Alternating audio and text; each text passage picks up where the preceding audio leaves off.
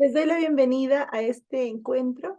Hoy vamos a trabajar aún más en rutinas, hábitos, en qué es lo que vive un niño de 0 a 3 años y lo que ocurre también dentro del maternal. ¿Sí?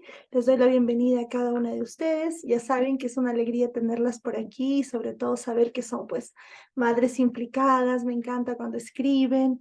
Eso quiere decir que están pues muy presentes en la crianza de sus niños. Hoy está con nosotros Kelly Miranda. Ella se encuentra en Colombia. Kelly es maestra Waldorf, maestra jardinera Waldorf, también es pedagoga de emergencia, que es la rama de la pedagogía Waldorf que trabaja situaciones de trauma.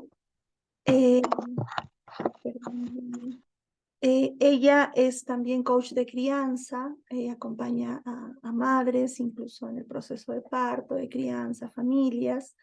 Ella también es fundadora de una iniciativa allá en Colombia que se llama Simisolsi, y por si les interesa seguirla en redes porque tiene material muy bonito, pues la encuentran así, como Kelly Miranda, o como está allí en su nombre que dice Escuela Libre y Consciente Simisolsi, ¿sí? También es madre de una nena hermosa, y también algo más bonito aún, pues está en la dulce espera, como alguna de ustedes. Entonces hay un clima de empatía total porque su hijita tiene menos de 3 años, entonces está, al igual que ustedes, en el mismo proceso. Bienvenida, Kelly, qué gusto que estés por aquí. Buenas noches, Tania, buenas noches para todos. Feliz de estar con este grupo de mamás. Justamente acabo de llegar de una movilización que hubo en el lugar donde estoy, alrededor de la empatía, ¿no? De un grupo de mamás que están pasando por un proceso físico de sus hijos y había ese sentimiento cuando los escuchaba hablar. Y yo le preguntaba a alguien, cuando hablan se me paran los pelos y me explicaban, esa es la voz del doliente, ¿no? El que vive la experiencia en ese momento, justo allí empieza a tener estos procesos de empatía que uno va descubriendo como maestra cuando es mamá, que es algo nuevo para mí. Llevo 1 año y 8 meses maternando, ahora gestando. Fui maestra sin ser mamá muchísimo tiempo y ahorita como descubriendo tantas cosas, ¿no? En la tarea de la crianza y fortaleciéndome. Bueno, como decía Tania, mi nombre es Kelly Miranda, soy licenciada en educación inicial, maestra Waldorf, y ahorita estoy acompañando procesos educativos en lo que es la dirección de la escuela y también acompañando a papás que están en este proceso del arte de educar, que parece complejo, pero es sencillo cuando sigues tu corazón y también te abres a recibir y aprender. Bueno, entonces, sin más, vamos a iniciar. La idea es que podamos también vivenciar un poquito todo ese ambiente que debe contener al niño de los 0 a los 3 años. Tania, una pregunta. Bueno, ya sabes que aquí hay temperaturas muy altas. ¿El ventilador se escucha o estamos bien de sonido? Estamos bastante bien, te escuchamos bien, no hay problema. Ah, bueno, importante. Listo. Bueno, voy a compartir pantalla. Por favor, les agradezco y me digan cuando ya se pueda vislumbrar ahí en la pantalla. ¿Listo?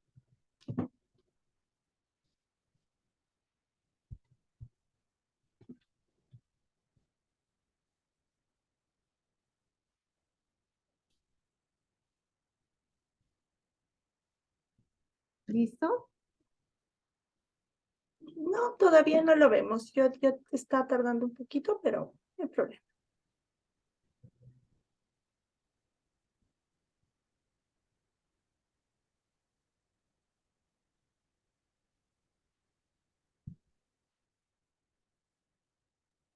Igual recordarles que vayan poniendo sus preguntas, si para Kelly o cualquiera de las maestras ponentes está bien, ¿no?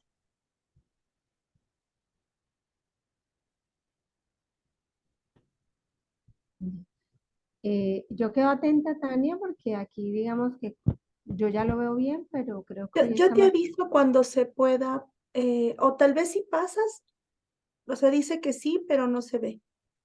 Entonces, lo vuelves a hacer, Ya, lo vuelvo a hacer, Liz. sí, porque se ve una pantalla negra.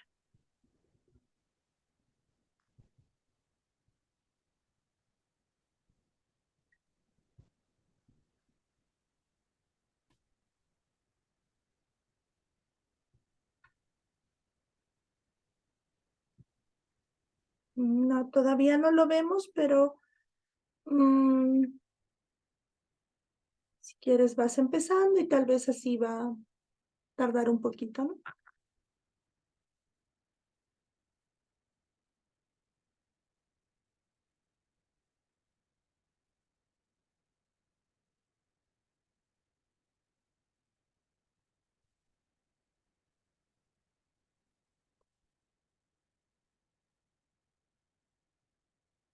Para un ratito.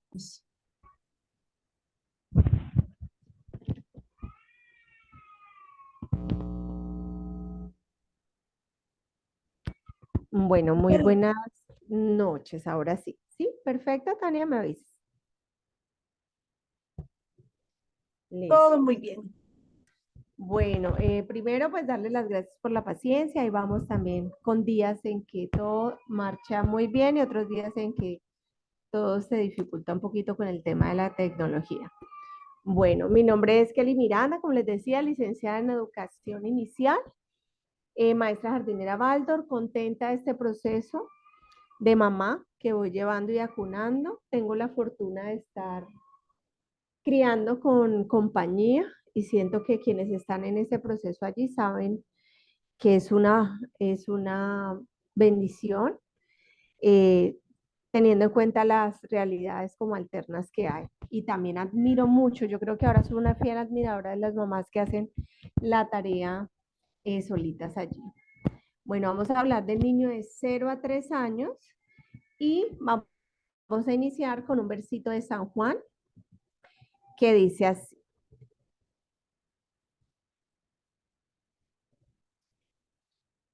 Tenemos acá un segundito.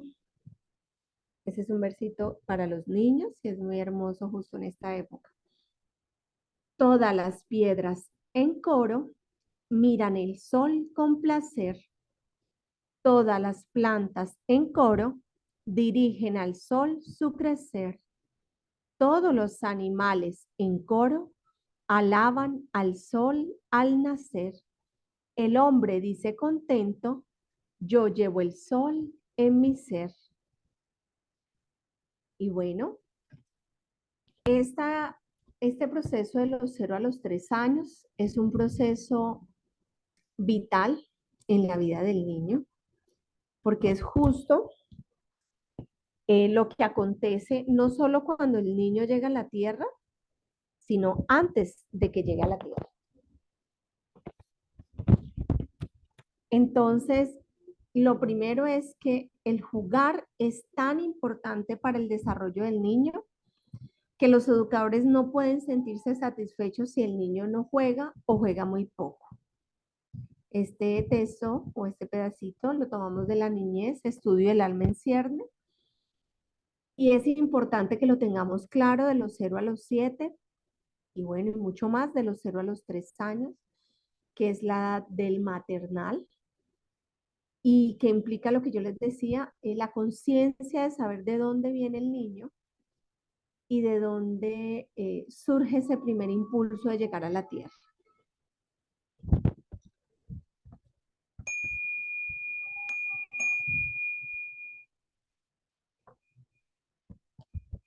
Arriba, arriba, arriba. Abajo, abajo, abajo. Arriba están las nubes y abajo el renacuajo. Arriba, arriba, arriba. Abajo, abajo, abajo. Arriba está el sombrero y abajo los zapatos. Y toda esta etapa de esta iniciación del primer septenio requiere que nosotros podamos incluir como parte vital lo que es la armonía no solo de nuestro ser, sino la música como una herramienta que ayuda a que el niño pueda entrar y sentirse, ¿no? En esa atmósfera de cobijo de la cual él está acostumbrado y que es perteneciente al campo astral o al cuerpo astral de la madre. Nadie puede ser educado y criado correctamente si ningún niño, y ni ningún niño puede desarrollarse de sus cosas innatas o aquello que trae con lo que llega a la tierra, si nosotros como padres, madres y educadores no comprendemos la naturaleza y las condiciones vitales. Esto quiere decir que yo como mamá, como madre, ¿cierto? O maestra de niños en esta edad, debo conocer el desarrollo biológico, cómo funciona, el desarrollo físico del cuerpo del niño. Esto implica no solo la cabeza desde lo neuronal, sino también y en especial en esta edad todo lo que son las extremidades. Entonces, hay muchos errores que se cometen cuando hablamos de educación porque queremos un resultado sin conocer el desarrollo de los niños. Entonces, bueno, aquí en Colombia, seguramente en los países donde están ustedes, no, hay mucha eh, necesidad de querer que los niños aprendan a leer, a escribir, que caminen rápido, que hablen rápido, y hay como un afán, ¿no? Y ese se ha vuelto una situación compleja porque los colegios y también lo que se ofrece es que el niño pueda ser como una máquina de resultados, ¿no? Entre más rápido, muchísimo mejor. Y eso se ha vuelto un error fundamental. Entonces, cuando le preguntas a la maestra que pone a hacer boleo de papel, plastilina, que los pone a escribir sobre si conoce el desarrollo de la mano de un niño, por ejemplo, algo que es tan básico, no sabe. Si le preguntamos si el niño sufre un trauma o una situación emocional fuerte, cómo atenderlo, tampoco sabe. Y no solo los maestros, ¿no? Los papás también en esta tarea nos falta ilustrarnos y por eso están en este tipo de programas donde vamos aprendiendo, es vital para poder ser parte de aquello que hay que armonizar para lograr conocer nuestros hijos desde el mundo físico y hoy también lo vamos a hacer desde el mundo espiritual. Es necesario conocer y aprender a fondo cómo se desarrolla el niño, cómo llega a la tierra. El niño escoge a sus padres o sus padres escogen al niño. Entonces, es importante que vayamos aprendiendo que las fuerzas formativas consisten en que se cree la forma, no hay algo que genera que nosotros podamos estar. Entonces, como seres humanos, compartimos nuestra parte física con el mundo mineral y de las piedras. Todo lo que es nuestro cuerpo astral eh, lo compartimos con las plantas y parte de ello con los animales y en el cuerpo etérico, pues somos funcionales desde lo biológico. Y es algo que ustedes van a estar escuchando a la medida que hagan este camino de lo Waldorf, que son cuerpo físico, cuerpo astral, cuerpo etérico y yo. Y que hay un momento en que uno dice, no entiendo, y me lo han explicado muchas veces, pero va a haber un momento en que eso se interioriza en ti, ya se está interiorizando desde la capacidad de relación que voy teniendo con esta amplitud de conocimiento. Entonces, mi cuerpo físico, que es toda mi piel, mis huesos, yo lo comparto con las plantas, ¿no? Perdón, con las piedras. Entonces, cuando yo estoy sin vida, que vemos un cadáver, hay como ese, podemos verlo, ¿no? Como una piedra allí. Está el cuerpo, existe, pero no hay nada más. Cuando cuando hablamos del cuerpo astral, tenemos la posibilidad de erguirnos como las plantas, ¿sí? De florecer, pero no nos podemos desplazar. En el etérico, que es con lo que compartimos con los animales, podemos desplazarnos, podemos reproducirnos, podemos buscar nuestro alimento, procesarlo, ¿cierto? En un metabolismo, expulsar lo que ya no nos sirve. Y si viviéramos en este estado, por ejemplo, de como los animalitos, que muchas veces actuamos así por impulso, Entonces, no habría un ser humano. Lo que nos diferencia es ese yo, que es la capacidad de empezar a reflexionar y a tener conciencia. Y esa conciencia nos lleva a hacernos preguntas sobre nuestro desarrollo físico, emocional, sobre qué hay detrás de nuestros procesos de aprendizaje. Entonces, la manera como trabaja el niño es muy importante. Saber que el niño, cuando llega a la tierra, ya sabemos que les he dicho que llega de un impulso espiritual, él empieza a desarrollarse en ciertos niveles y etapas donde él busca que el educador o la persona que le acompañe le dé ese cobijo para él poder desarrollar lo que ya lleva dentro. Es decir, el niño tiene una esencia, no es una esponja, no es un recipiente al cual tú puedas llenar, ni mucho menos algo a lo que puedas poner a producir. El niño trae su esencia, trae su sabiduría y yo como maestra o como madre acompaño ese desarrollo ayudándole a que eso que va despertando en él se vaya con impulso y pueda él florecer en lo que es él. También me encargo de establecer límites, de cuidarlo, porque cuando yo no establezco límites, pues el niño se pone en riesgo. Él podría cruzar la calle, comer muchos dulces, meterse cosas hasta la boca, y el límite le corresponde al adulto írselo enseñando sin que satanicemos el límite. Hablamos de libertad, pero también es importante establecer un límite que es un factor de protección para el niño porque el niño no tiene la capacidad de protegerse aún y está expuesto, más porque es un ser que está lleno de mucha curiosidad. Dice un juego por allí muy lindo, así. Agua chiquita del manantial, choca la piedra, vuelve a cantar, sube hasta el cielo, baja después. Lavo mis manos, brota un manzano, nada un pez, nada un pez. Abro mis ventanas, cierro mis ventanas, toco el timbre, rin, rin, rin. Y sale doña Juana. Abro mis ventanas, cierro mis ventanas, toco el timbre, rin, rin, rin.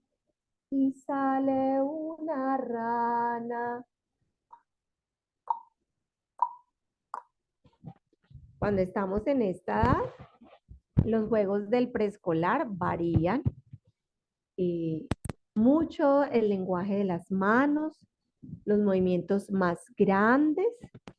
De hecho, todo lo que hay en el preescolar es más grande. El arco iris es más grande. Las muñecas son en la dimensión corporal y todo es más grande porque ese niño es la manera en que él se percibe, ¿cierto? En lo que está afuera. Entonces el niño no es, el niño no ve el arco iris de madera, el niño es el arco iris de madera. Él no ve la velita que se enciende afuera, sino que él quiere ser el fuego de la velita. ¿Sí? Entonces él quiere poner las manos, él quiere estar allí como parte de un todo. Bueno, y les traigo la imagen de la Madonna Sistina. Es una imagen que van a ver siempre en el preescolar y el maternal Waldorf. Algunas personas preguntan que si es la Virgen, otros preguntan que si la escuela Waldorf es tan libre porque hay esta imagen. Y yo les vengo a contar que es una imagen artística representativa del femenino, de la juventud y de la sabiduría de nuestros ancestros, que se plasma en esta imagen preciosa y que nos ayuda a las maestras del jardín de infante y a nosotras como madres a recordar nuestro centro. Esta imagen que vemos allí, voy a poner la flechita, tiene a la Madonna que está sosteniendo al niño. El libro que trae más completo la descripción de esta imagen a profundidad para uno estudiarla con un grupo de trabajo y profundizarla es el libro de Innatalidad de Peter Self. Y tiene varios autores que hacen diferentes miradas de la Madonna Sistina, para los que ahorita de pronto resuenen, les parezca linda o algo se quede allí. Yo les comparto que fui mi primer estudio de observación. Uno de los ejercicios que te titulan como maestra de jardín es desarrollar la observación y debes escoger una observación por 8 meses. Yo escogí la observación de la Madonna Sistina eh, a mis 21 años, 22 creo que tenía, y era mi primer como objeto de observación y la verdad a nivel etérico, astral, como le llamen, fue un movimiento demasiado fuerte.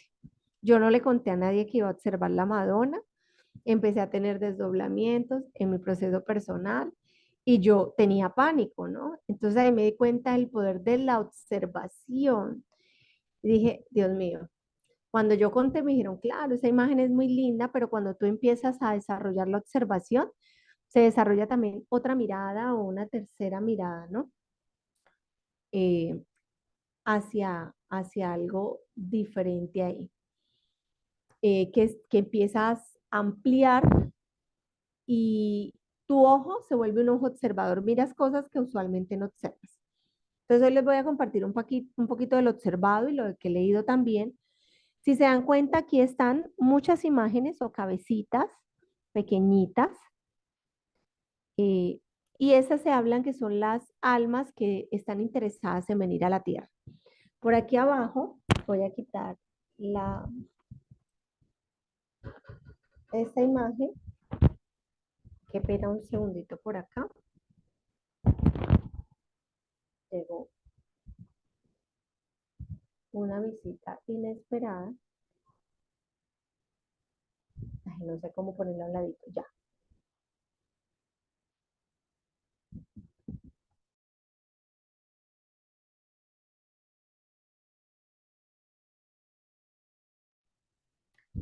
Hola.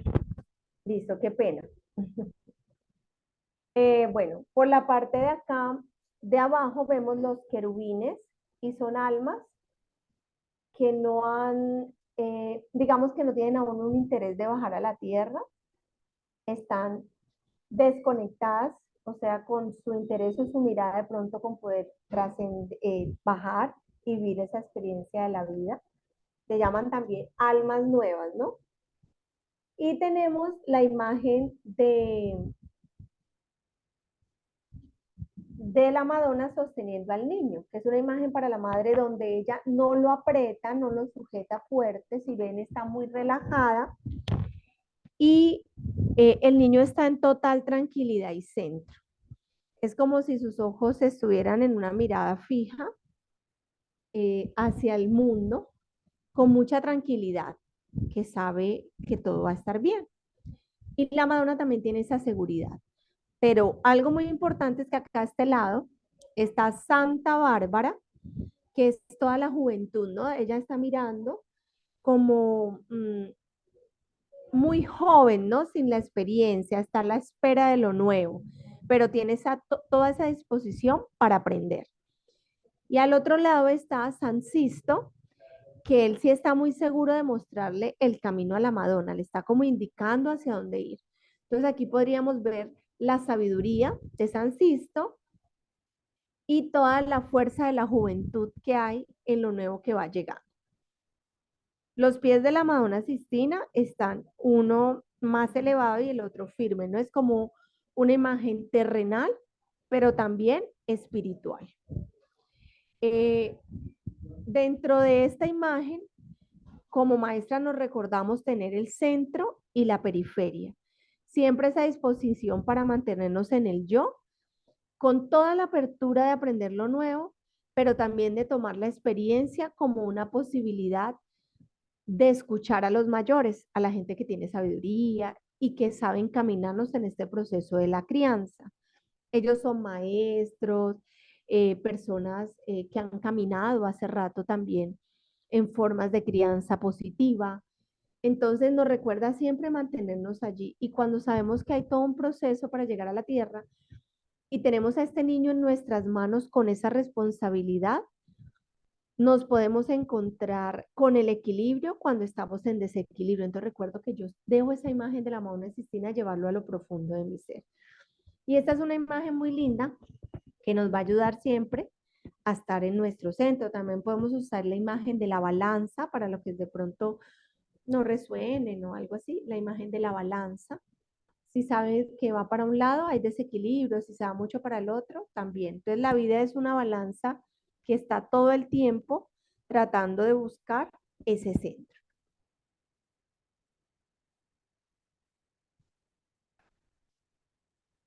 ¿Qué sucede antes de llegar a la tierra? Bueno, ya acontece un milagro. A mí me contaron, lo he sentido y lo he vivido de muchas maneras, que el niño escoge a sus padres, no sus padres escogen al niño. Es decir, que el alma de ese niño, cuando va a bajar a la tierra, sabe que en esos dos va a encontrar lo necesario para poder desarrollar su misión y aquello que él quiere culminar de alguna manera en este proceso terrenal. Entonces un angelito de esos curiosos baja a la tierra y cada alma encuentra las herramientas para poder soltar sus propósitos y poder llevarlos a cabo. Entonces entra la pregunta, pero ¿por qué escogí a esta mamá que me abandonó? ¿O este padre que me abusó? ¿O esta situación? Empiezan a haber muchas preguntas alrededor de esa mirada, donde siempre la tendencia es a responsabilizar lo que está afuera.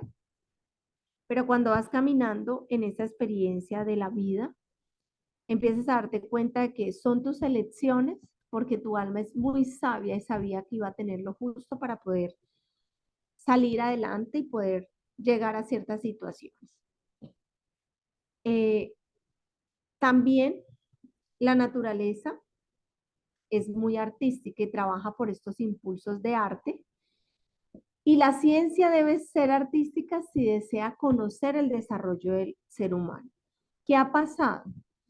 La ciencia conoce el cerebro, el cuerpo, los huesos, la sangre, la circulación, todo lo que ustedes imaginen. Pero aún así, no ha sido suficiente para poder completar la imagen del ser humano sin que tomen de la parte espiritual. Y esas vivencias cada vez son más profundas, en especial cuando se trabajan en el umbral de la muerte. Entonces los médicos y las enfermeras que están en esos umbrales cerca a la muerte cuando alguien se va a morir, y nosotros también tenemos esa experiencia, resulta que Pepe se va a morir. Se murió, pero antes de morirse, su tía habló con él en una ciudad y él le contó pues que estaba allí visitando, no sé qué, pero se murió ese mismo día en otra ciudad y son experiencias etéreas que no tienen razón alguna para la ciencia. Y con los hospitales y clínicas pasa este tipo de situación. Entonces, cuando trabajamos con el ser humano, tenemos en cuenta todo el desarrollo físico, biológico, pero también empezar a abrir la mirada hacia el mundo espiritual, porque cuando nos encontramos en un jardín de infancia y un niño le dice al otro, esta anécdota la contó la maestra Inés Splitter de Perú, ella decía que el niño le decía al otro, yo no iba a nacer acá, yo iba a nacer en un lugar donde los niños tienen los ojos muy cerrados y hablan otro idioma. Eran niños como de 3 años. Y él le decía, pero me cerraron la puerta, entonces tuve que buscar otra ventanita y llegué acá. Pero yo no iba a venir acá primero. Cuando tú te encuentras con esas experiencias, empiezas con tus hijos y con los niños a sí o sí tener que ampliar tu mirada al mundo espiritual. Otro ejemplo que les voy a dar. Estamos haciendo el angelito de la guarda o el círculo de saludo y todos los niños en sincronía miran hacia un rincón al tiempo y voltean la cabeza al tiempo como siguiendo algo. Y cuando la maestra, eso ya me ha pasado a mí, mira que están mirando, no hay nada. Entonces entras en silencio y dices, ¿qué hubo por allí? Entonces una hadita, un angelito, lo que tú quieras pensar o corres de pánico, pero empiezas a mirar todo el acompañamiento del mundo espiritual que hay detrás de cada niño. Eh, y esto es muy importante que lo tengamos en este desarrollo en cuenta los primeros años porque el niño es muy sensible a todo lo que es el mundo espiritual. Y si no, solo es posible cuando empezamos a observar, observamos y nos damos cuenta. Bueno, antes de seguir, les voy a dar otro ejemplo. La mamá empieza a vivir el proceso de una pérdida, de un duelo, pero su hijo antes de que su abuela muriera le dice, mamá, mi abuelita se me presentó, yo la vi, me dio un abrazo. Y la mamá dice, ve, tan raro, bueno, mi amor, es que va a venir, o sí. Y luego, pues llega la noticia del deceso, ¿no? Todas esas cositas son parte de la sensibilidad que cuando acompañas a un niño debes empezar a tener y a desarrollar tu ojo observador para empezar a tener mayor amplitud. ¿Y eso por qué? Porque el niño está conectado al cordón umbilical astral de la madre. Yo digo siempre que hasta los 21 años. Él va a sentir, va a estar conectado a su mamá, a ese mundo espiritual y por eso puede antecederse a situaciones así mamá no le cuente, va a sentir que mamá está triste o que pasa algo o que hay una situación. Antes del nacimiento del embrión, hay un maravilloso contraste entre la cabeza desproporcionadamente grande y curvada como la bóveda del mismo cielo. Entonces vemos el embrión, que es como pura cabeza y por allá el cuerpo como si fuera un camaroncito, ¿no? Y el cuerpo es muy diminutivo y sin desarrollo. Lo primero que late es el corazón, ¿no? Es como ese pa, es el primer soplo de vida. Los niños comparten esa redondez que tiene la bóveda del cielo, el mundo de las nubes, que podemos llamar la cúpula, y ahí es muy redondo. Y la barriga de la mamá también es redonda, ¿no? Es como esa contención circular allí. Cuando ellos nacen, nacen muy cabezones, su cabeza es mayor al cuerpo, a menos de que haya una patología, pero su cabeza es grande. Y cuando el niño empieza a tener dominio de su cuello y todo, igual la cabeza le gana, ¿no? Entonces se va para un ladito, se va para el otro. Y todo ese proceso de desarrollo del corazón, del impulso del corazón, es un milagro de vida.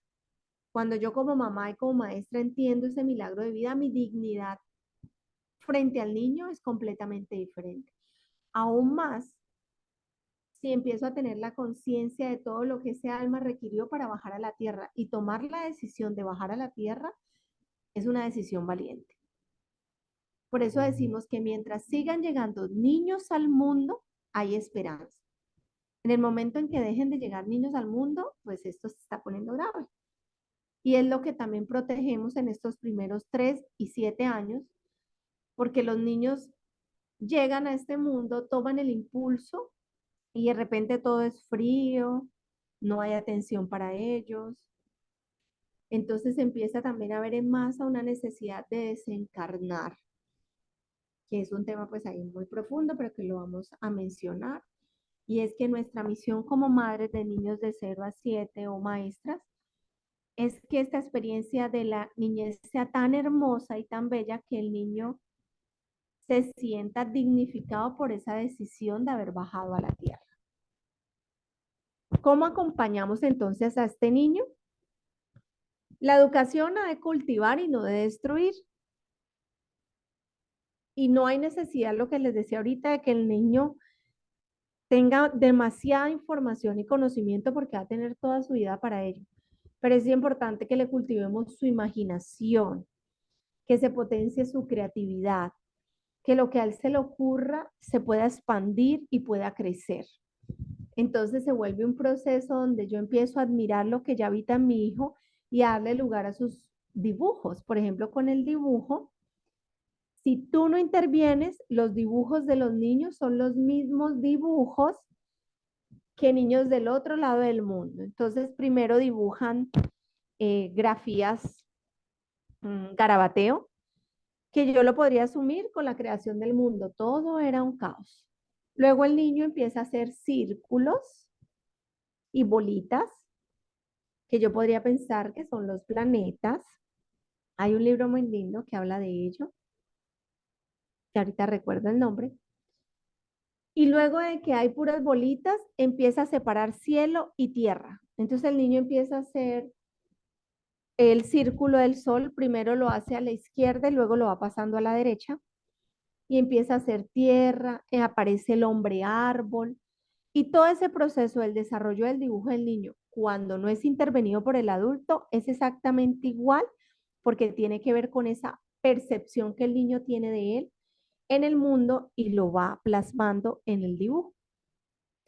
Esa es, por ejemplo, una de las miradas más profundas de cómo se plasma el mundo espiritual a través del proceso de dibujo del niño.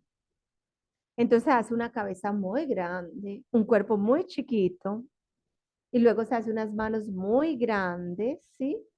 Y el sol empieza a girar. Este proceso es muy lindo, va de la izquierda y otro día lo dibuja más acá, hasta que un día lo pone a su derecha y lo acompaña de nubes, de pájaros, de lagos, sí, pero es todo un proceso que se da de manera natural cuando yo no intervengo. Cuando yo intervengo y me llaman, yo les digo, donde ustedes no los han llamado, uno, el niño pierde la capacidad de creatividad y siempre dice, ¿me haces un dibujo? ¿Qué hago? Y entonces ahí va nuestro proceso de creatividad cuarta, donde no salimos de la casita, del triángulo y del cuadrito abajo, porque la profe nos enseñó que esa era la casita. Y llegamos a los 30, 20 y pico de años y seguimos haciendo la casita, el triángulo, cuando hay edificios, casas con techo redondo, fincas, ¿sí? El sol es amarillo y no es posible otro color, pero el sol es naranja, es verde, es rojo, depende de la posición del sol, ¿sí? De cómo se integra con las nubes. Entonces, estos procesos requieren que cuando yo trabajo con estos niños en estas edades pequeñas no intervenga tanto a poner mi conocimiento porque yo soy el que sé y el niño es el que no sabe, entonces le voy a enseñar. No, el niño ya tiene dentro de sí su semilla, su luz, y yo lo que hago es ayudar a que eso que lleva dentro pueda potenciarse desde una manera libre, amorosa y sin un límite que coarte sus capacidades. Siempre que hablan del mini yo, por ejemplo las mamás, es que es un mini yo y un mini mí. Yo les digo que personalmente no quisiera que mi hija fuera una mini Kelly. Eh, uy, no, ya conmigo es suficiente. Y yo digo, bueno, tengo muchas cosas buenas y todo, pero no, que sea ella.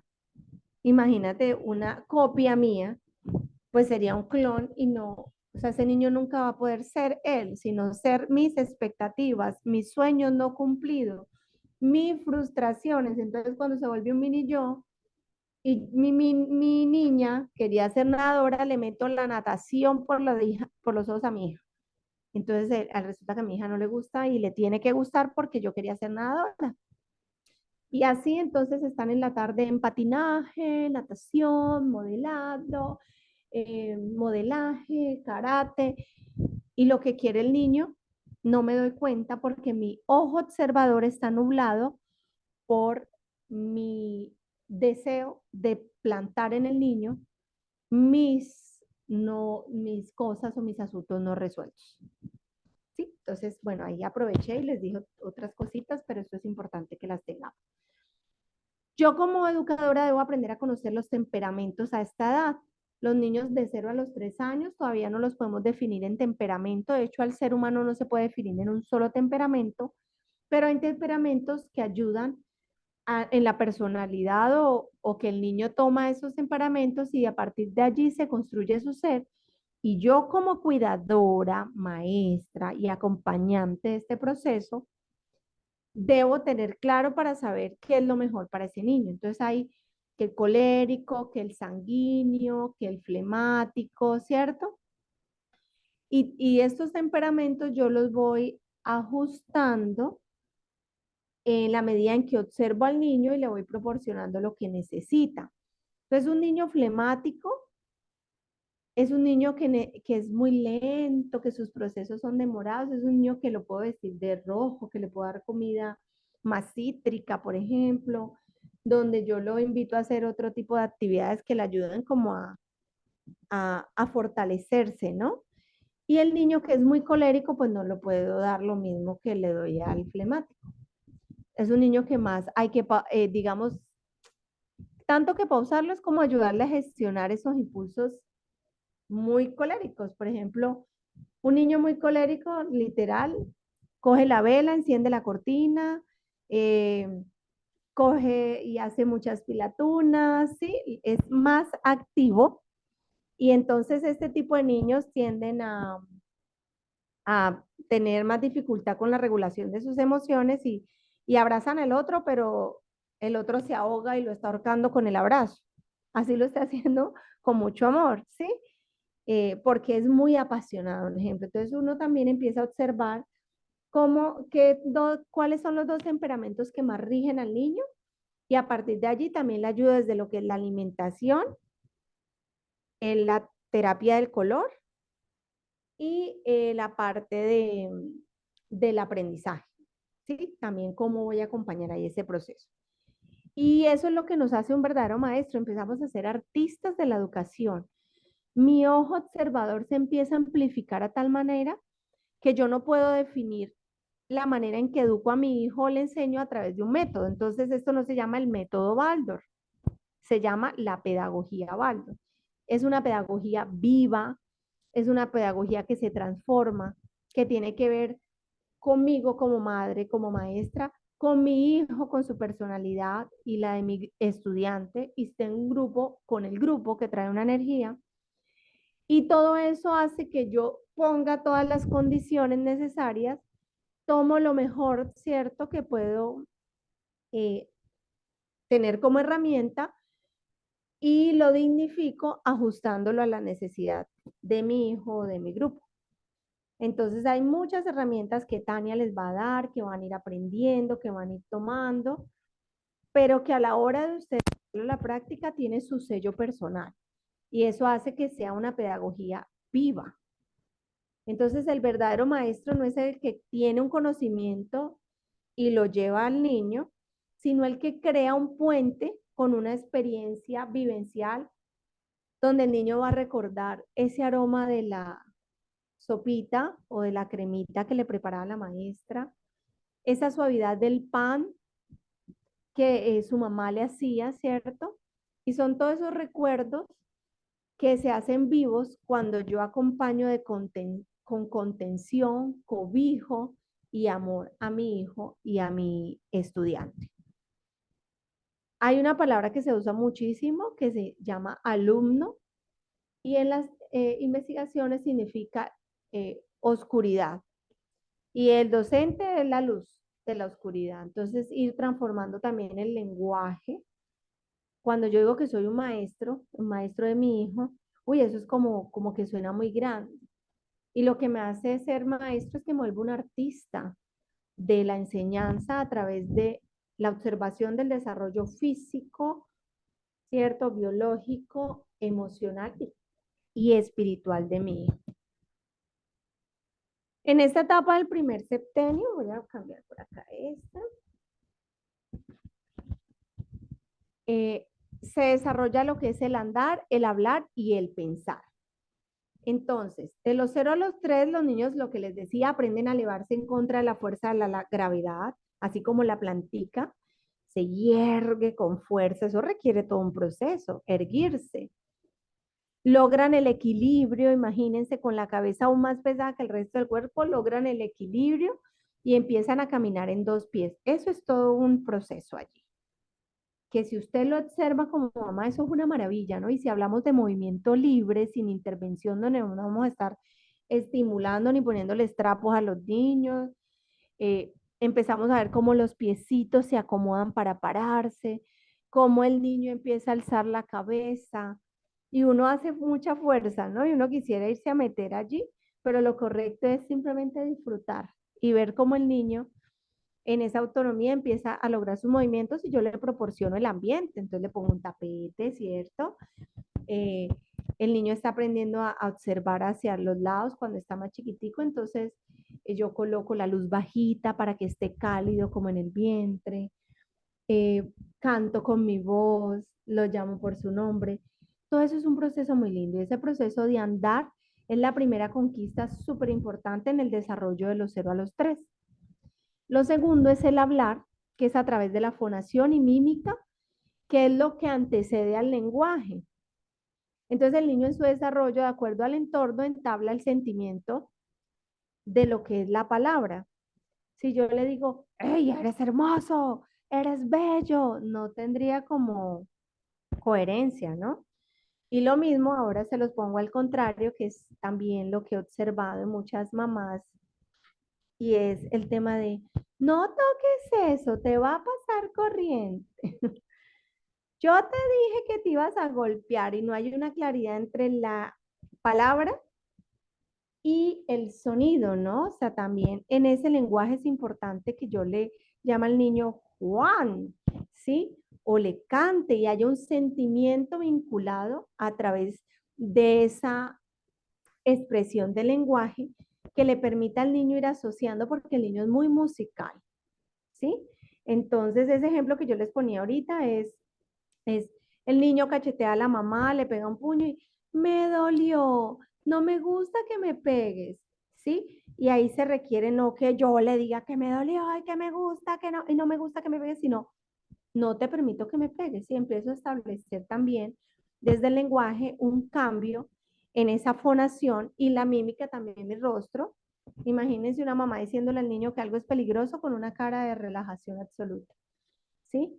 Y los hemos visto, todos conocemos a alguien como, no cojas no metas el dedo en la vela, y está este papá con toda la flema, el niño no es clara la información y luego se puede lastimar, en especial si el adulto no encuentra ese equilibrio que hablamos en la mano Sistina, ni mucho ni poco, lo justo.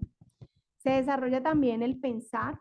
Entonces vemos que la cabeza del niño es redonda, grandota y aquí está abierto y tiene una pequeña parte de la piel que palpita cuando es bebé. Y es esa conexión que tiene con el universo, ¿no? Yo digo que allí es toda esa conexión con el mundo espiritual y que se va cerrando, ¿no? Y también entendemos por qué algunas culturas utilizan sombrerito o se protegen mucho la cabeza o tienen ese vínculo con toda la parte de su fontanela y de los remolinos que va en asociación con el mundo de los planetas. Es como si hubiera un hilito conectado allá, ¿no? Y él poco a poco se va cerrando y le da al niño esa dureza que necesita eh, para poder que su cerebro esté completamente protegido. Y eso pasa después de que nace, porque cuando nace, dicen las abuelas que por allí respiran, que por allí entran las energías.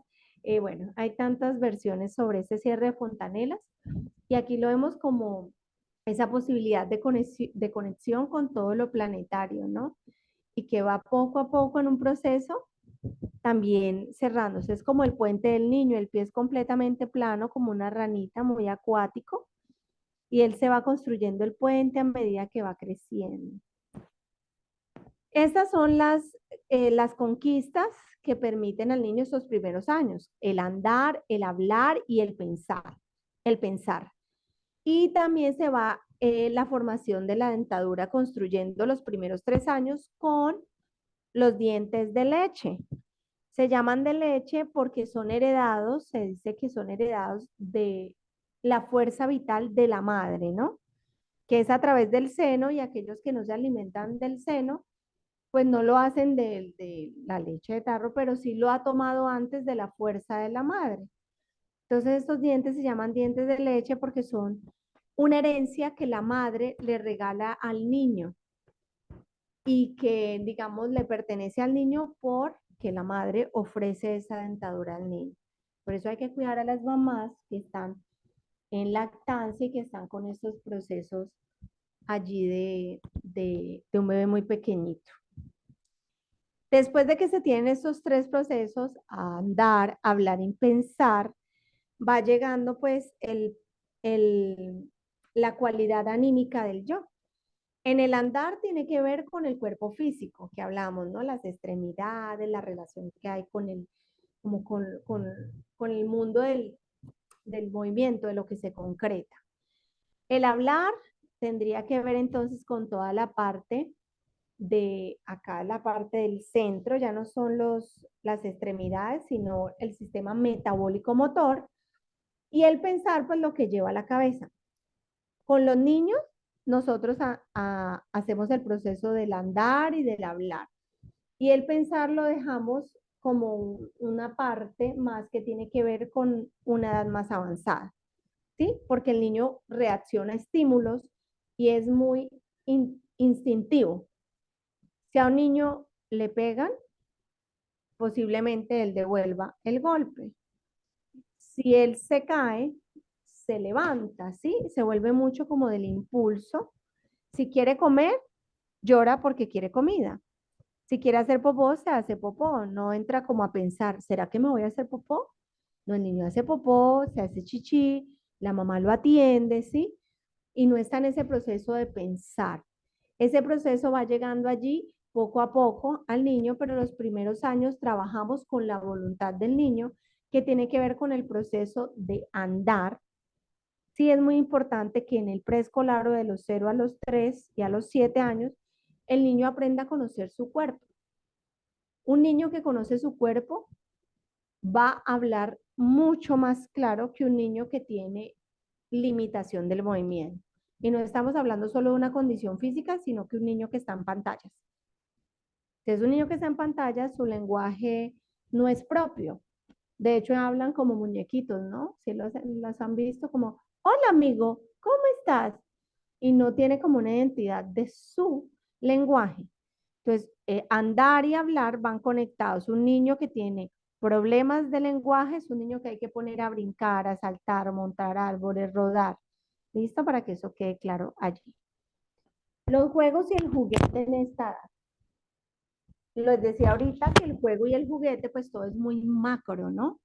Entonces, el diseño arquitectónico de lo que rodea al niño debe ser como redondito. La panza era redondita.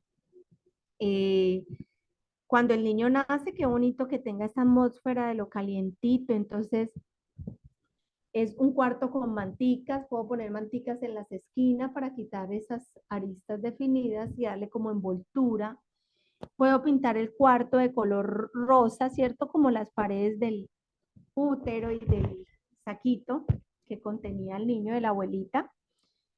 Y eh, imagínense ustedes venir de ese mundo espiritual, llegar a la panza de mamá donde todo es tibio y de repente nacer, bueno, que le haya tocado nacer en un hospital, con los guantes ahí que lo tocan, con esa luz tan fuerte, ¿sí? Que los médicos requieren para poder ver todas las capas y todo eso.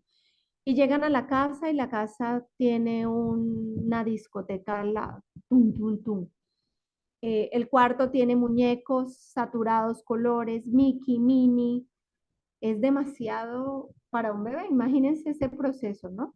Entonces es bueno como que todo el ambiente se pueda tener en concordancia y consonancia a ese mundo del que viene el niño, donde todo es cálido, tranquilo, donde hay una voz de mamá que se escucha a lo lejos, entonces no grito, ¿cierto? Y eso pasa cuando los niños son bebés, se asustan o lloran ante estímulos y sobreestímulos. Ahora imagínense una pantalla a unos ojitos recién llegados al mundo. Un bebé tiene un mes de nacido y ya está ahí mirando 100.000 bombillos que trae la pantalla del teléfono o del televisor. Entonces, los niños en estas edades se compenetran con el contexto. Entonces, lo que les decía, el niño no ve el árbol, el niño es el árbol. El niño no ve el televisor, imagínense, él es el televisor. Y después también digo que porque mi niño es tan tieso, habla así, te pone frío. De hecho, los niños que están sin ese respeto hacia ese proceso biológico acunado son niños que nunca logran estar calientitos. Tú les tocas las manitos y siempre están muy helados. Salen muchas ojeritas, se vuelven muy flaquitos y cabezones. Bueno, eso lo van a ir aprendiendo cuando van observando. Y el niño que tiene más esta envoltura, aunque él sea no gordo, él tiene cachetitos, él tiene volumen, es un niño que está siempre tibiecito, ¿sí? Que tiene también formas más redonditas en la vida que un niño que ha tenido formas, sí, por ejemplo, un niño con traumas, tú lo notas. Y una de ellas es la mirada, es una mirada así como muy abierta y como asustada y siempre está muy temeroso y nervioso. Lo que es para el adulto excepcional es para el niño natural, que es, digamos, un ejemplo de esto. O sea, para el niño, lo que yo les decía, una raíz, él la coge, coge la tierra, él se la puede comer. Sí, él es parte del entorno que lo rodea, por eso es importante que el ambiente sea un ambiente sano, un ambiente lo más natural posible, así esté en un apartamento, y ese ambiente puede ser la voz de la mamá, mantitas, semillas, flores en la mesa, una aromática con olor, una cremita de lavanda. Y también es importante que tenga el juego libre y caminatas diarias. Cuando a mí me dicen es que el niño de 3 años, de 2 años, por ejemplo, está dando mucha lata, él no se queda quieto, llora, se pataleta, está como en frenesí, yo empiezo a preguntar, ¿a qué hora se duerme? ¿A qué hora se levanta? ¿A qué hora desayuna? ¿Camina? No camina. Entonces, por lo general son niños que le limitan el movimiento, es decir, que está toda esa energía lista para salir al mundo. 2, no tienen ritmo y el ritmo es vida y es súper importante que lo puedan interiorizar y que puedan como anticiparse a cada momento del día y eso le da mucha tranquilidad al niño. Entonces, en esta edad se necesita ambiente, ¿sí? Se necesita juguetes que le den la amplitud de lo que se está generando adentro y las caminatas libres, las caminatas diarias y un juego libre. Las caminatas de cuánto tiempo? Pues deberían ser de 2 horas al día, como mínimo para un niño de 0 a 7 años. ¿Es? Así yo lo lleve porteando, pero cuando está más grandecito que él pueda caminar. Y cuando esa mamá va y camina y llega a la casa, puede darle un baño al niño, ponerle un aceite de lavanda, el niño va a jugar tranquilo y la mamá puede hacer sus labores de casa. Pero si hay demasiada estimulación, no hay ritmo, el niño empieza a irritarse y todo se vuelve un caos y ahí encuentra uno de estas mamás llorando y tan tristes y avasalladas porque la crianza se vuelve una cosa fuerte, pero siempre depende de nosotros, ¿no? De hacerlo diferente y cuando llegamos a esta pedagogía es porque queremos realmente hacerlo distinto, hacerlo mejor de como nos enseñaron. Sí, entendiendo que el proceso que haya vivido mi mamá ya fue y que ella lo hizo también mejor de cómo fue enseñada. Bueno, este es un momento para las preguntas. Si queda alguna, bueno, siempre hay Y como muchas dudas. han escrito varias. Muchísimas gracias, Kelly.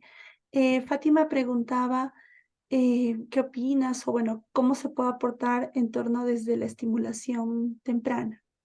Listo. Parece que ya tiene un centro de eso y cómo podría ayudar a aportar, o sea, esta pedagogía aportaría a los papás para que ella pueda dar información en torno a esta pedagogía en su centro.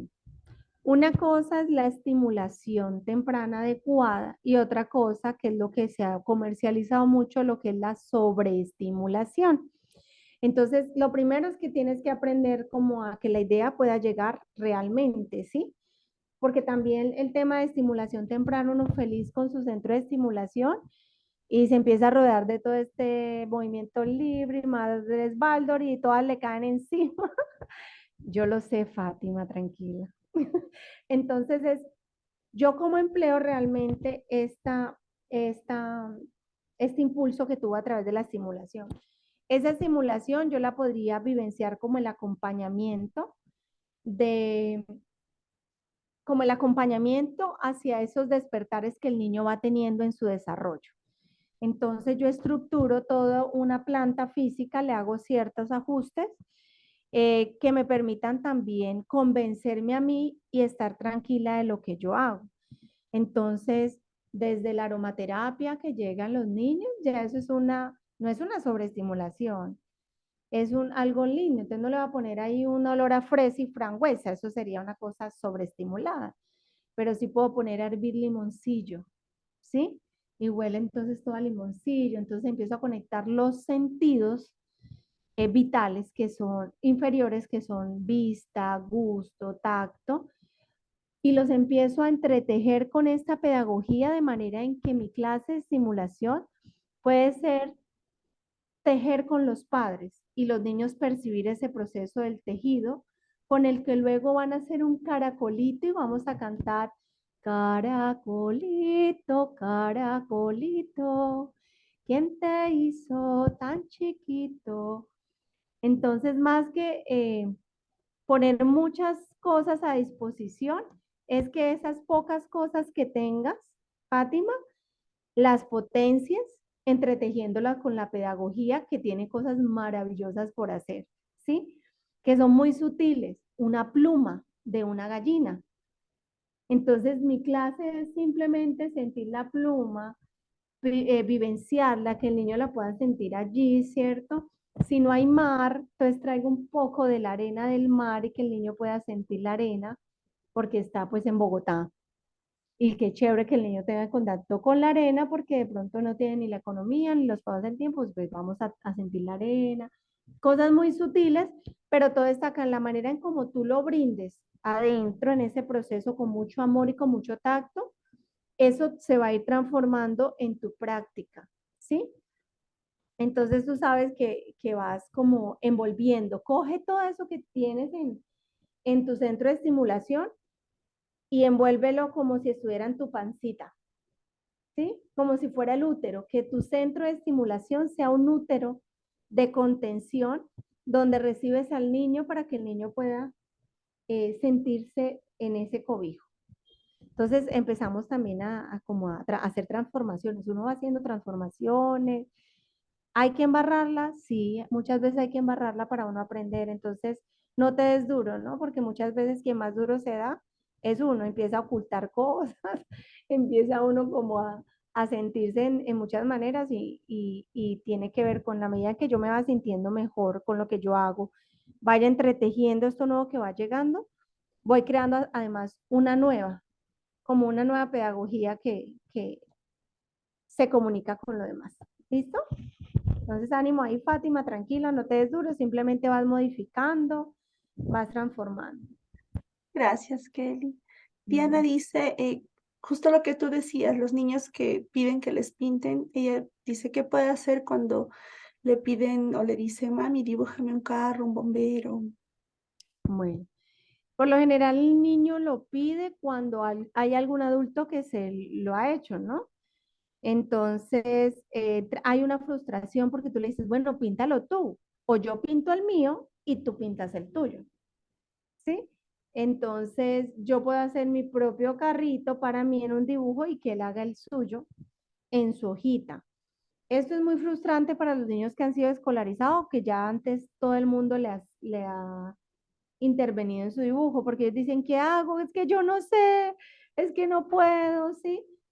La mejor forma es tú hacerlo. Yo como, ay, yo voy a hacer el mío, ay, ay, y empieza uno como que, ay, el carro de mi prima, uy, voy a hacerle la ventana, uy, voy a hacerle tal. Entonces él se puede imaginar el propio carro que a él le gusta, ¿no? Que es de pronto el de un amiguito o el que tienen sus juguetes, ¿no? Porque carros hay muchos.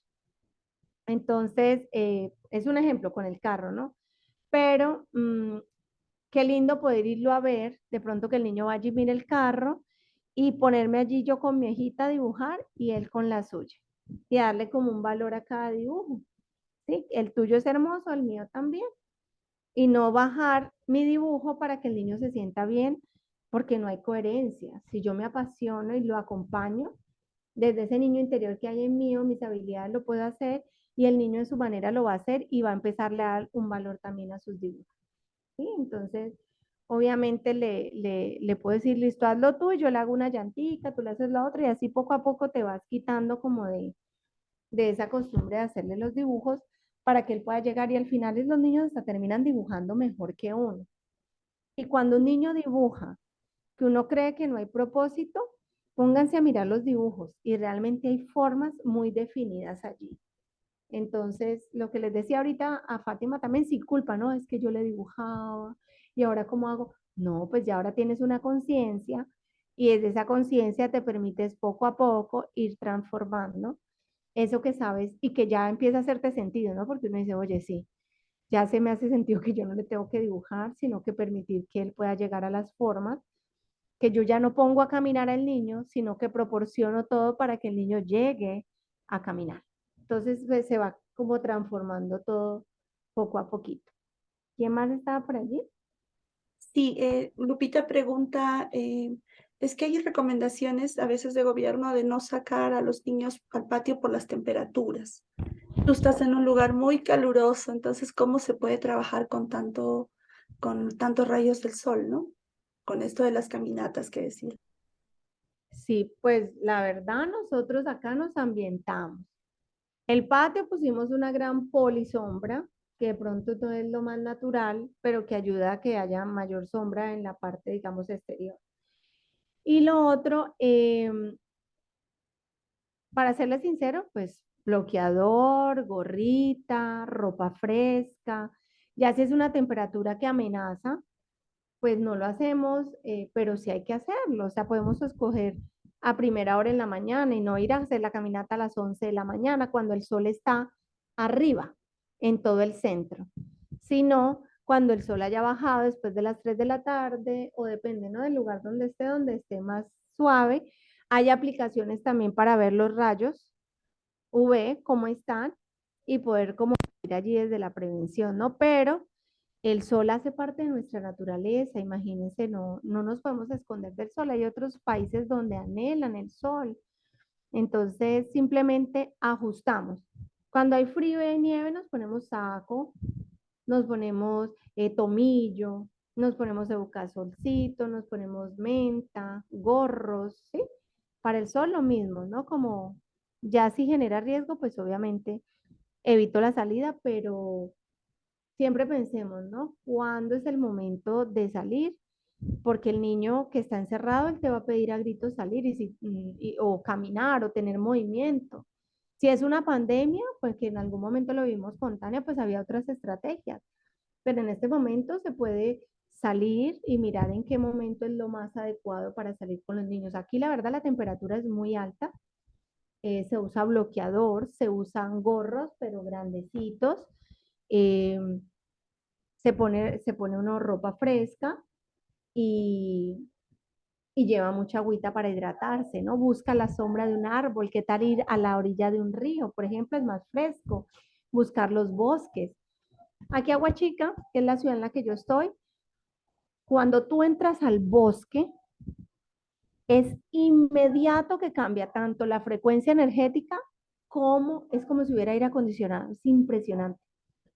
Y yo estoy a 3 cuadras, yo acá me puedo estar muriendo del calor y cuando voy al bosque, o sea, solo es cruzar la puerta e inmediatamente sientes el cambio, ¿no? Entonces yo me voy a ir a hacer las caminatas, pues a un bosque, a la orilla de un río o busco como lugares donde pueda hacerlo porque si me voy a un coliseo es más caluroso, ¿no? También como adecuarlo allí, Ya que ajustar. estamos hablando de caminatas y salidas, ¿desde qué edad? ¿O es en caminatas en cochecito con el... eh, Empezamos desde bebés saliendo en cochecitos y ellos a los 2 años ya empiezan a disfrutarse las caminatas, pero un montón. Ellos alistan su gorro, alistan las botas, se aplican el bloqueador solo, ellos están felices de irse a su caminata. Si yo, por ejemplo, tengo con el tema del tiempo, pues yo puedo adecuar el patio. ¿Qué tal si cojo tierra, mando a traer tierra, hago una montaña de tierra, ¿sí? Hago un resbalador, o sea, que el niño tenga esa posibilidad también del exterior. Es muy, muy importante. Y es algo que ahorita estamos lidiando con eso, personas con mucho miedo. No quiere decir que sea el caso de la persona que preguntó, pero hay personas con mucho miedo de salir. Y hay que entender que luego estás desesperada porque el niño se montó en un muro y se tiró del sofá. Pues él va a buscar su propio trampolín, su resbaladero. El niño por necesidad requiere movimiento. Y si está en pantallas, pues bueno, se ajusta su mente y su cerebro y se desarrolla ahí como una personalidad que se vuelve bastante complicada para los que ya han visto niños enganchados a pantallas. Se quedan ahí muchas horas, pero son niños que no escuchan, aparte son niños que empiezan a enfermarse mucho y pierden las ganas de estar en la tierra porque es muy aburrida. Entonces empiezan a haber procesos de querer desencarnar, porque este mundo es aburrido y es algo que yo leí y yo decía, uy, es súper fuerte, ay, hay que hablarlo, ¿sí? Hay que decirlo. Si llegaste a esta tierra, sentarte enfrente de un televisor, no hay nadie para ti, te dan de comer papitas ¿cómo se dice? Hamburguesa todos los días. Yo no puedo ni hacer un helado, pues esto se vuelve muy monótono. Pero cuando me mojo en la lluvia, cuando salgo a caminar, cuando me tiro del resbalador, cuando siento el columpio, cuando me encuentro con otros niños en bibliotecas, en la escuela, eh, cuando empiezo a vivir estas experiencias con otros niños, van dando muchas ganas de conocer el mundo. Y no veo que el mundo es aburrido, pero qué rico, ¿cierto? Cuando yo digo, quiero ir a la playa, quiero ir a tal lugar y empieza a ver esa conexión, porque es que los adultos también nos estamos desconectando. Y esa es la razón de las enfermedades mentales y psiquiátricas que estamos viviendo. Hay una necesidad de desconexión porque no hay una chispa de vida. Y la chispa de vida la da un tema que no sé si ya lo vieron con Tania, que es el ritmo. Cuando hay ritmo, hay vida. Y ese es uno de los temas que viene. María Fernanda pregunta sobre una bebé de 4 meses que se asusta mucho cuando alguien habla alto, en voz gruesa y abre sus ojitos muy grandes. ¿Cómo la puede ayudar? Sí, bueno, también es como el extremo, ¿no? Si yo todo el tiempo el niño solo duerme con ruido blanco, si el niño, o sea, o sea, me desbalanceo, ¿sí? Entro como a la otro lado, pues el niño ante cualquier ruido se va a asustar. Entonces también es importante como ir encontrando el equilibrio. Hablo pasito, pero hay momentos en que subo un poco la voz, pero con intención, ¿no? Como llamo a mi pareja, Juan, ven, por favor, pero lo hago con intención para que el niño también se aprenda a relacionar. Igual que es que tiene 4 meses, está todavía muy chiquito, pero pues hay gente, por ejemplo, si estás en clima caliente, la gente hablamos muy rápido, muy duro, somos muy sanguíneos, entonces es como ir adecuando al niño al contexto, sin negociar otras cosas. Porque, por ejemplo, hay gente que es muy brusca o tosca y dicen, ay, pero si uno le agarra los cacheticos llora, o sea, también, tampoco voy a permitir eso, ¿no? Como que, ven, no le hables tan duro, no le grites, sino como, ay, y si bajamos un poquito la voz o empiezo yo a entonar a la persona, ¿sí? Pero entonces ni muy pasito, porque el niño entonces, si se cae una piedra, se te va a despertar. Y eso pasa mucho con las madres primerizas. Si pones todo tan, pero que el niño se siente en el útero, pues obviamente cuando se abra la puerta del cuarto y haya un ladrido de un perro, él se va a asustar mucho. Entonces, irlo como acostumbrando a dormir con un poquito de ruido, que puede ser mi voz cantando, ¿sí? Dictando una poesía. Eh, yo siempre les aconsejo, a mí el ruido blanco no me gusta. Mi ruido blanco es la voz. Estaba la pastora, larín, larín, larito. Y no importa si la mamá canta, estaba la pastora. Es con amor, lo está haciendo con amor, lo está haciendo con cariño. El niño lo recibe con ese amor así. Su mamá no sea la cantante, pues, la mejor cantante. También si tiene hermanitos, cuando ya uno tiene 2 y 3 hijos, se dando cuenta que eso del ruido blanco no es posible, que poner toda la casa en silencio, no, eso lo va aprendiendo tú como mamá, ¿no? Entonces, la mejor manera de ayudarlos es con tu voz, canta, habla un poquito más duro y le explicas al bebé, aunque esté pequeño, le dices, es un perro, wow, ¿sí? Y puedes hacer un poquito del sonido y lo vas calmando. Hay memorias que también vienen en los niños, entonces eso es del mundo espiritual, por ejemplo. Entonces hay memorias donde hay niños, por ejemplo, mi hija siempre tenía mucho miedo y todavía se asusta con el ladrido de perros y nosotros tenemos dos perros en la casa. Y ella, porque todavía se asusta, decimos, bueno, algo hay en ella que todavía le da susto ese ladrido, aunque siempre ha estado relacionado. Entonces nos tranquilizamos, entendemos y le decimos, ah, es el perrito que ladró, te dio susto. Ay, bueno, ya sabes que él ladra de vez en cuando. Sí, como ir verbalizando la situación, eh, generándole al niño la tranquilidad de la alerta, ¿no? Tenemos dos últimas preguntas. Perdón, Tania, ese niño que es muy asustadito, es muy bueno hacerle muchos masajes de tacto, mucho canto, ponerlo en mantica, irlo acunando, ¿sí? Como irlo poco a poco llevando a la tierra, ¿no? Ujú, Sí. gracias. En Argentina y en varios países se habla de iniciar el desapego con la madre entre los 2 y 3 años. Piden que hagan actividades solos, y si no, las madres se angustian. ¿Tú a qué edad consideras que es armonioso empezar con el desapego de la madre? Pues si es que un niño es apegado a su mamá, ¿tú cómo le vas a pedir?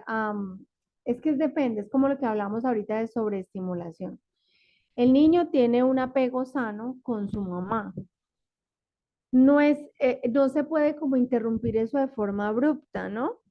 Entonces tú puedes tener un sano apego cuando le das al niño la seguridad y la tranquilidad. Un niño que es muy nervioso, por ejemplo, que no tiene un adecuado apego, es un niño que le cuesta mucho adaptarse a los nuevos contextos.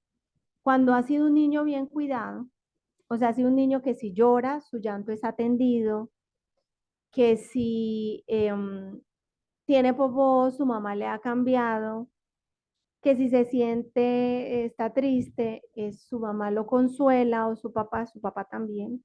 O sea, que ambos lo atienden. Cuando es un niño atendido, es un niño que hace un sano desapego, digámoslo así, por ponerle un nombre. Entonces, cuando el niño está en otro espacio, él se va a sentir tranquilo porque sabe que los adultos son un área segura. Y por ejemplo, si mamá lo va a dejar con la abuelita o algo, pues claro que va a extrañar a la mamá, pero rápido se va a calmar porque es un niño que sabe que el adulto le genera esa seguridad de que el mundo es bueno, bello y verdadero. No sé si eso se entiende bien lo que les estoy diciendo. Entonces, o sea, un niño que tiene un sano apego es un niño que no va a tener dificultad para despegarse de la mamá de manera traumática.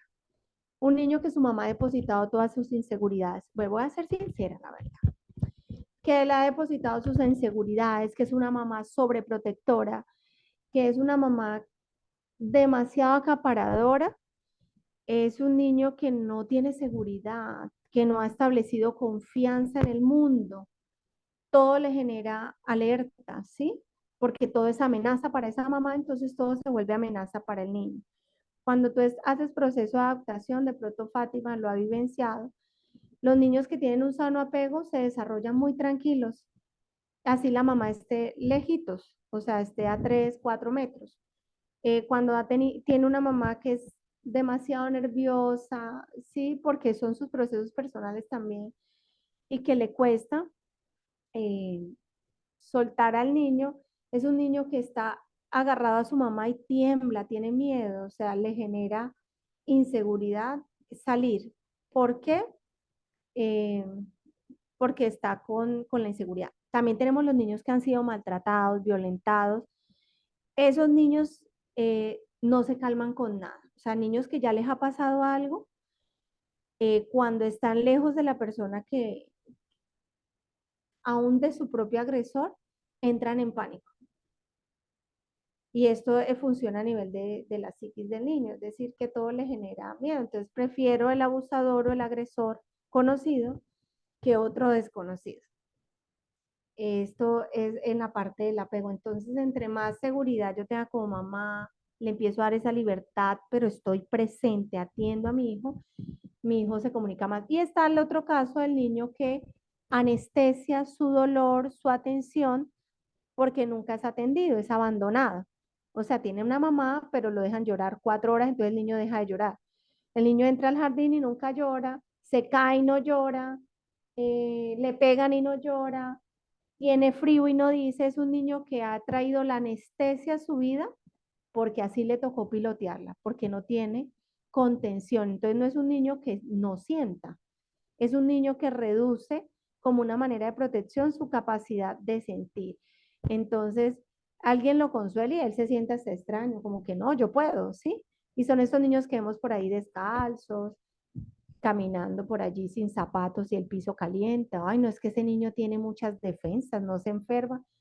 Pues es un niño que le tocó así, se anestesia. Y ahí encontramos a estos adultos grandes que dicen, no, pues nada me duele, nada me importa, nada. Y es en realidad una manera que han establecido porque no una buena atención. Encontrar el equilibrio, ni mucho que apriete al santo, ni poco que lo abandone, ni que lo deje ir. Entonces encontramos ahí un punto de equilibrio. Eh, los niños chiquitos están aprendiendo y como van aprendiendo, yo le voy acompañando en ese aprendizaje, ¿no? Entonces es muy difícil que no lleve mis propias heridas muchas veces a los niños, ni mis propios traumas. Pero cuando me hago consciente, respiro y trato de hacerlo diferente. El solo esfuerzo de quererlo hacer distinto, ya el niño lo recibe con mucho amor. Ejemplo, el abuso. Estoy con miedo del abuso. Sí, del abuso, que se abusan a mi hijo.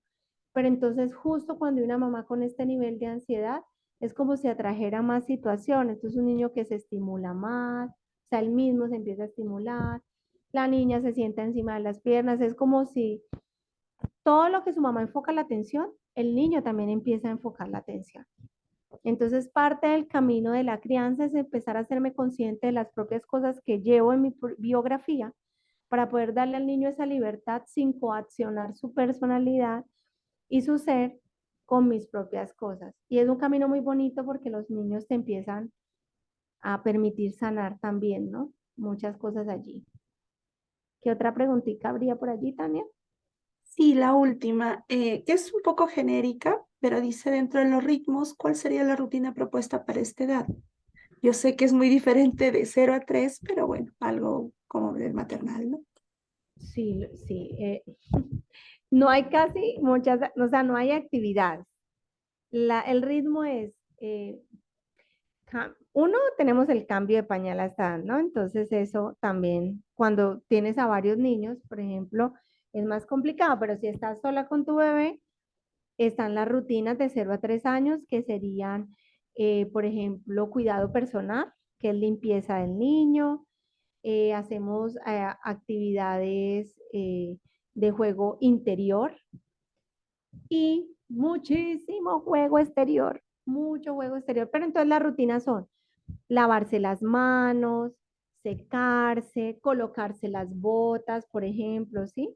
Para los más grandecitos, de 2 años a 3 o de 1 año y medio, que ya empiezan a hacer más cosas.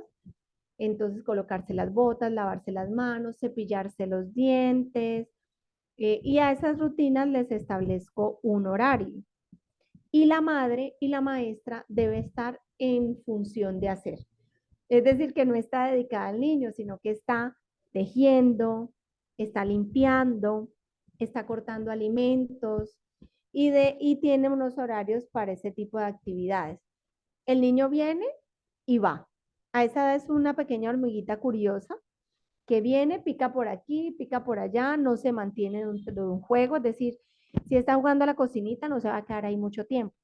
Juega a la cocinita, se va a las herramientas, luego se pone a hundir los botones del abanico o de algo que esté por allí, luego se va a desarmar las llantas. O sea, es un niño en constante movimiento, por eso a esta edad siempre se debe tener mucho movimiento. Un columpio, es muy lindo tenerlo, eh, tener un columpio para que el niño, un resbalador, eh, La hora de la siesta es muy importante, que estos niños tengan siesta, tengan un horario establecido para la merienda. Entonces, si el niño desayuna a las 8 de la mañana o toma su tete, a las 9, no, sí, sí, 9:30 de la mañana, la merienda, la merienda. ¿Qué hace la maestra del maternal? El maternal. Trabajé 2 años en maternal con Pilar Rayo y cantábamos, limpiábamos, cocinábamos, salíamos al patio y le ayudábamos a recoger los juguetes a los niños porque hasta todavía no siguen las instrucciones tan claras. Y dábamos muchas caminatas, por eso les hablo del sombrero, las botas. Salíamos todos los días, sin falta, a hacer la caminata y la siesta la programamos a la misma hora que tomara su siesta. Cuando hay ese ritmo y es habitual, el niño se anticipa. Entonces el día sábado en la casa se duerme a la misma hora que de lunes a viernes en el maternal. A las 11 y algo está ya cayendo en su sueño. ¿Qué hay para hacer con el niño? Nada de involucrarlo en la masa del pan, que él meta el dedito. Él no va a amasar el pan ni hacer la bola como el de 4 y 5 años, que ya va a hacer su pancito, ¿sí? Pero él sí va a meter el dedo y le va a meter un mordisco. Y le va a untar babas al tomate que estoy partiendo. Y va a chuparte el molinillo del chocolate. Y se va a limpiar los mocos en el trapo que tienes ahí a la mano. O sea, ese tipo de cosas se vivencian en el maternal, pero es muy bonito, ¿no? Como ese canto, ese momento de siesta, de pausa y sin pantallas, ¿no? Yo le decía a alguien hoy, porque voy a estar en Cali con Andrea Los en el campamento del voluntariado, Tania, y va a estar 9 días Azul con su abuela y mi hermana mayor. Y yo le decía, es complicado porque van a estar con ella, y yo les voy a decir que no le pongan pantallas, pero le decía a mi amiga, imagínate tú pedirle a esos que van a cuidarte, por ejemplo, que en este caso es mi mamá, que ya de lo que tiene, y mi hermana, que se dediquen a estar detrás de una niña de 1 año y 9 meses. Eso implica tiempo, agacharse, pararse, recogerle los juguetes, tener riesgo de que no meta el tenedor, ta, ta, ta.